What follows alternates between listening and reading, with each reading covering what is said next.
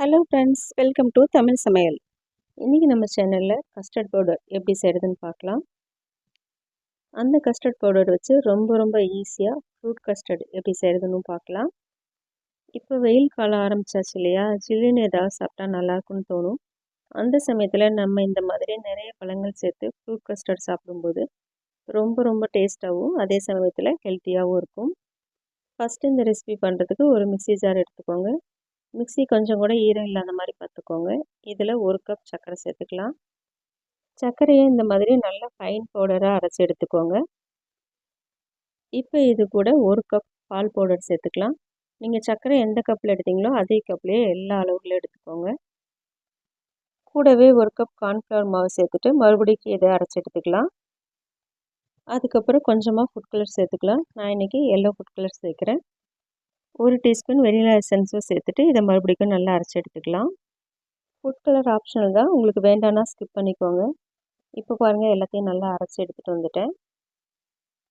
அவ்வளோதான், ரொம்ப ஈஸியாக நம்ம வீட்டிலையே கஸ்டர்ட் பவுடர் ரெடி பண்ணிட்டோம். இதில் நம்ம வெனிலா எசன்ஸ் சேர்த்துருக்கறனால இது வெனிலா கஸ்டர்ட் பவுடர்.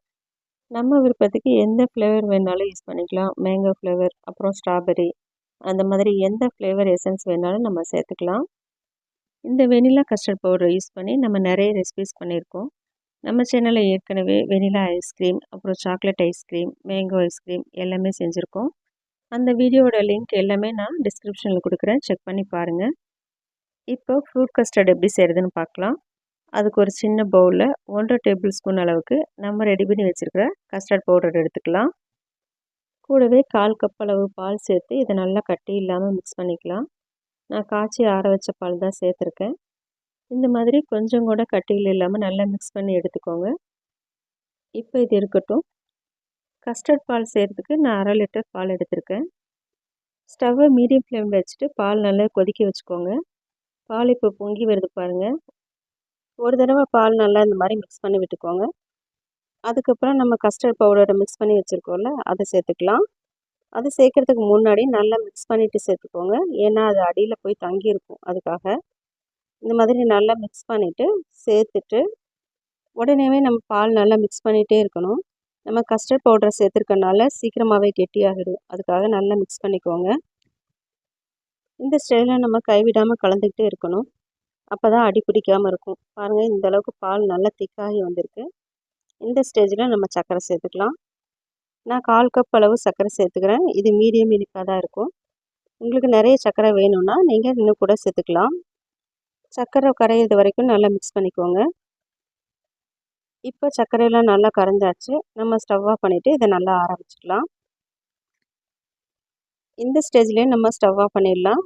ஆறினதுக்கப்புறம் பார்த்திங்கன்னா இன்னுமே நல்லா திக்காகிடும். இப்போ பாருங்கள், நல்லா ஆறிடுச்சு. முன்னே இருந்ததை விட நல்லா திக்காகி வந்திருக்கு பாருங்கள். இப்போ இது கூட ஃப்ரூட்ஸ் எல்லாம் சேர்த்துக்க போகிறோம். உங்களுக்கு என்னென்ன ஃப்ரூட்ஸ் வேணுமோ எல்லாமே சேர்த்துக்கலாம்.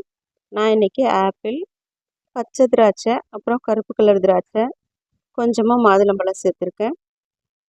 இது கூட நீங்கள் வாழைப்பழம், மாம்பழம், அந்த மாதிரி எந்த ஃப்ரூட்ஸ் வேணாலும் சேர்த்துக்கலாம். இதை அப்படியே கூட சாப்பிட்லாம், இல்லைன்னா நீங்கள் ஃப்ரிட்ஜில் வச்சுட்டும் சாப்பிட்லாம். ஒரு 2 மணி நேரத்துக்கு நம்ம ஃப்ரிட்ஜில் வச்சு எடுத்து சாப்பிடும்போது இன்னுமே டேஸ்ட் நல்லாயிருக்கும். நான் இப்போ ஃப்ரிட்ஜில் வச்சு எடுத்துக்க போகிறேன். 2 மணி நேரத்துக்கு அப்புறம் நான் ஃப்ரிட்ஜிலேருந்து எடுத்து சர்வ் பண்ணுறேன். ரொம்ப டேஸ்ட்டான ஃப்ரூட் கஸ்டர்ட் நம்ம வீட்டிலேயே செஞ்சாச்சு. இந்த 2 ரெசிபியும் நீங்களும் வீட்டில் செஞ்சு பாருங்கள். செஞ்சு பார்த்துட்டு டேஸ்ட் எப்படி இருக்குதுன்னு மறக்காமல் கமெண்ட்டில் சொல்லுங்கள். இந்த வீடியோ உங்களுக்கு பிடிச்சிருந்துன்னா லைக் பண்ணிவிட்டு தமிழ் சமையலுக்கு சப்ஸ்கிரைப் பண்ணிக்கோங்க. தேங்க்ஸ் ஃபார் வாட்சிங்.